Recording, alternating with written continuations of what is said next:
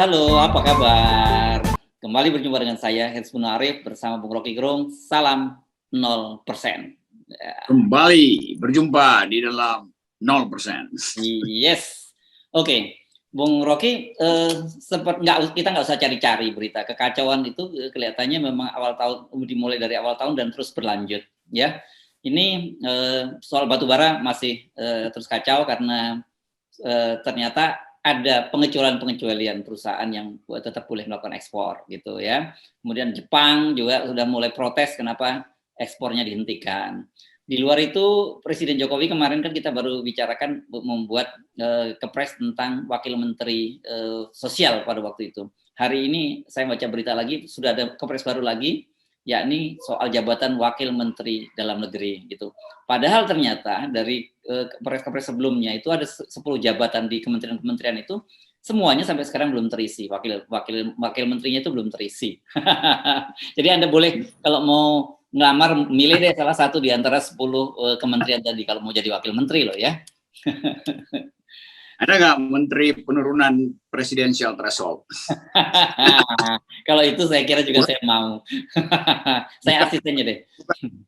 Bukan penurunan presiden, penurunan presiden threshold itu nanti masalah kutip pula terus dilaporin lagi. Sensitif ini, sensi lagi nanti. Ya, oke.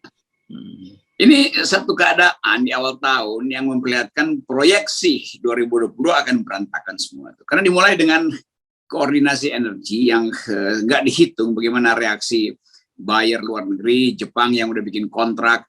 Tentu ada persoalan lebih dari sekedar nasionalisme tuh. Tapi kita lihat bahwa Presiden Jokowi kemarin gagah berani mengatakan saya akan biasa dengan seolah-olah mampu untuk mengatur para spekulan batubara ini. Kita sebagai spekulan karena sebetulnya kan nggak ada polanya tuh. Mau disebut pasar bebas ya berarti dia terikat pada kontrak internasional tuh, sehingga mungkin dia berpikir oke ya nggak ada soal mau dihukum di dalam negeri kan itu soal perdata tuh. Tapi kalau dia rugi di internasional dia juga bisa dituntut karena tidak comply dengan perjanjian supply-nya tuh. Nah Jepang tentu nggak main-main karena dia berhitung bahwa ini bisa berbahaya buat musim dingin dia tuh karena energi nggak ada tuh. Tapi memang Jepang kemudian memberi semacam keterangan bahwa yang dia perlukan itu bukan yang diperlukan PLN, itu jenisnya lain tuh dengan apa yang biasanya disebut high rank low rank ya high rank low ranknya itu artinya kadarnya rendah dan kadarnya tinggi. Ya itu daya bakarnya yang tinggi itu.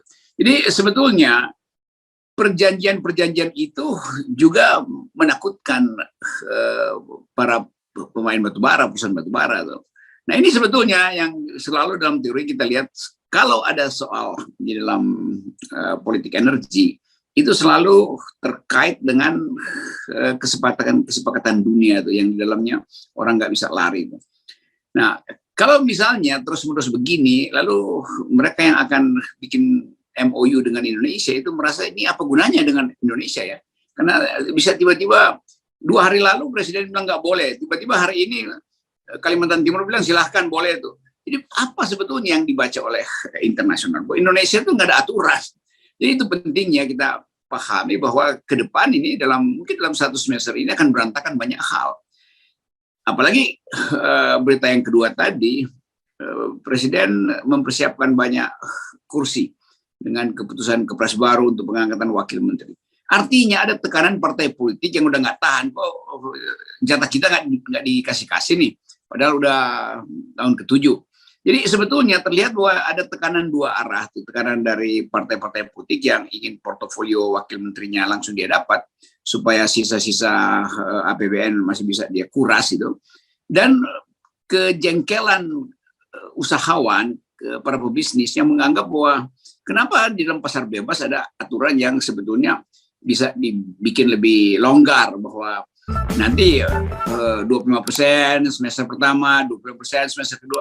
Kan ini nggak jelas kan mau dibayar di depan atau tunggu sampai 2022 selesai. eh, apa namanya itu kewajiban untuk memasok 70%, 30% dari batu bara pada PLN. Jadi sekali lagi sebetulnya hitungan-hitungan semacam ini berujung pada dua hal, yaitu pemasukan negara berhenti, tetapi tidak menimbulkan kegonjangan sosial, atau kegonjangan sosial terpaksa mesti dihadapi karena ke depan investor juga akan lihat bahwa pasokan batu bara juga mungkin nggak berguna lagi sebagai barang perdagangan internasional, sehingga Indonesia kemudian dianggap nggak bisa comply dengan perjanjian. Jadi bahayanya kalau itu terjadi, Sri Mulyani nggak dapat windfall, nggak dapat pajak ekstraktif industri itu. Jadi setiap pilihan kebijakan itu harusnya dituntun secara konsisten. Pak Jokowi sekali bikin kepres ya itu harusnya berlaku semua sebelum dievaluasi secara rasional. Ini masa baru 2-3 hari udah mau evaluasi lagi, bahkan mungkin baru 48 jam udah mau dievaluasi itu.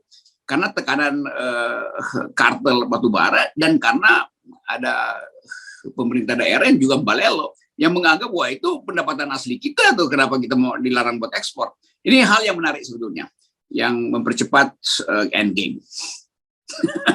Ini menarik ya, memang betul tadi. Jadi ada kedutaan besar Jepang tadi yang kita singgung, yang dia mempersoalkan karena bagaimanapun ini jelas berkaitan dengan kontrak dan biasanya kita pasti bisa digugat itu di arbitrase nasional kalau ada masalah-masalah semacam ini ya, Bung Rocky. Dan tadi betul juga ini di Kalimantan Timur Pemprovnya sudah memberikan izin 25 perusahaan untuk melakukan ekspor dengan alasan ini ada sosialisasi dari Menteri Perdagangan gitu, bahwa untuk perusahaan-perusahaan yang sudah 75% sampai 100% memenuhi domestic market obligation, artinya menjual ke PLN sampai 75 sampai 100% dari kuotanya, itu diperbolehkan lagi.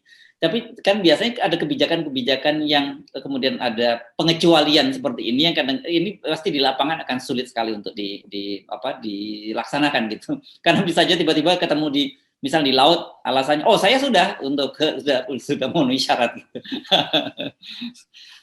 Itu artinya perusahaan yang di Kalimantan Timur, mungkin dia udah bikin lobby-lobby setengah kamar dengan menterinya, supaya sebutin dulu deh, karena Pemdanya sebetulnya udah kita kendalikan gampang. Jadi ini hal-hal yang nggak ada di atas meja perundingan, maksudnya nggak ada di atas meja perencanaan kabinet, tetapi karena tuntutan akumulasi, sekali lagi ini tuntutan akumulasi aja tuh. Karena nggak mungkin kesempatan bagus, harga lagi baik, tiba-tiba pengusaha bilang, oke, demi nasionalisme kita nggak akan ekspor dulu. Itu nggak ada dalam rumus kapitalisme tuh. Dia akan langgar itu. Nah, upaya untuk melanggar ya dibikin nego-nego, dan nego-nego itu pasti diatur oleh pihak yang tahu manfaat buyback atau cashback para penego. Jadi sekali lagi Presiden Jokowi sebetulnya nggak punya kemampuan untuk membayangkan bahwa ada faktor externalities yang akan mengganggu kebijakan dia itu. Jadi externalities ini yang sebetulnya dari awal nggak bisa dia hitung. Bahwa di mana ada kartel, di situ pasti ada rent seeker. Jadi si Kalimantan Timur merasa mending duluan kita tuh, daripada masih 1 bulan ke depan kita nggak punya pemasukan, kan itu intinya tuh. Ya kan sejak awal ketika Presiden Jokowi menyatakan bahwa cabut izinnya kalau sampai mereka melakukan pelanggaran dan sebagainya. Saya kira kan kita kemarin udah juga ini pasti Pak Jokowi nanti kementok lagi hanya berhenti pada statement saja. Karena kemudian realitasnya memang nggak seperti itu. Kita sebenarnya sudah bisa membaca itu gelagat dari Erick Thohir, gelagat dari Bu Sri Mulyani, pasti ada yang nggak beres ini. Dan ternyata kemudian kita dapat konfirmasi kan.